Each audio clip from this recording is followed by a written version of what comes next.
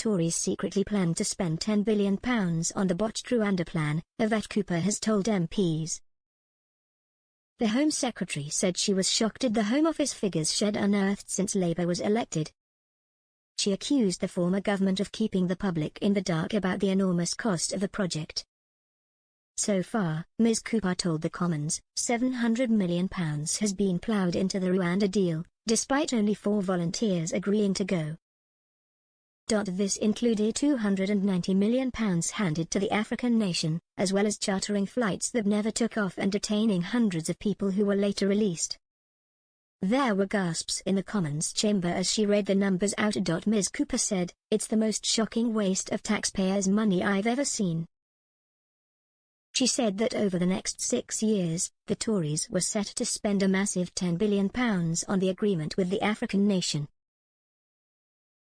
The Labour frontbencher said, "Most shocking of all, over the next 6 years of the migration and economic development forecast, the previous government had planned to spend over £10 billion of taxpayers' money on the scheme.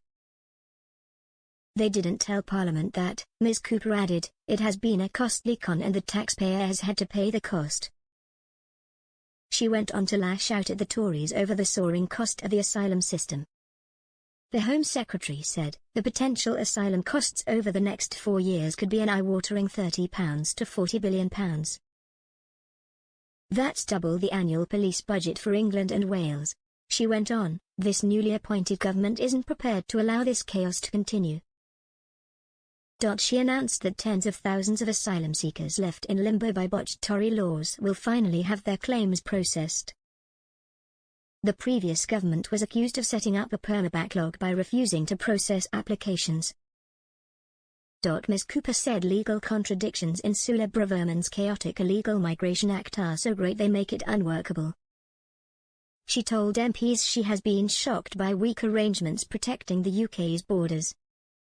She said, "It's clear that the security and enforcement arrangements are too weak." Ms. Cooper told the Commons, "I have been shocked to discover that the Home Office has effectively stopped making the majority of asylum decisions. Thousands of asylum caseworkers can't do their proper job. As a result, the backlog of asylum cases is now going up. This is the most extraordinary policy I have ever seen. We have inherited Asylum Hotel California. People arrive in the asylum system and they never leave." She went on, "The previous government's policy was effectively an amnesty." The Home Secretary told MPs that a ban on people who arrived illegally claiming asylum is being lifted so that Home Office officials can process the huge backlog. She said the move will drive down the £8 million a day hotel bill to accommodate asylum seekers. At the moment, around 100,000 people who arrived without authorization, such as by small boats, are in the UK, but barred from applying to stay. Enver Solomon, Chief Executive of the Refugee Council, said, "The Home Secretary's statement confirms that our warnings went unheeded, and that previous policies have left the system in meltdown. It is refreshing to see a Home Secretary come to Parliament with serious plans to undo the mess, rather than play fantasy politics with the asylum system." So far this year 15,832 people have made the dangerous crossing.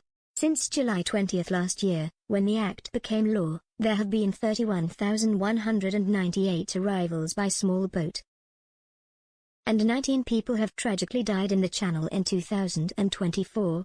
Labour has already scrapped the Rwanda scheme since winning the general election. Shadow Home Secretary James cleverly accused Ms. Cooper of using made-up numbers, stating, "The Labour Party and indeed the Home Secretary in her statement likes to talk tough on border security, but today's statement, despite all the hyperbole and the made-up numbers, is basically an admission of what we knew all along. That the Labour Party have scrapped the Rwanda partnership on ideological grounds, removed a deterrent, which the National Crime Agency said that we needed, and the level of discourtesy directed towards the people and government of Rwanda is quite breathtaking."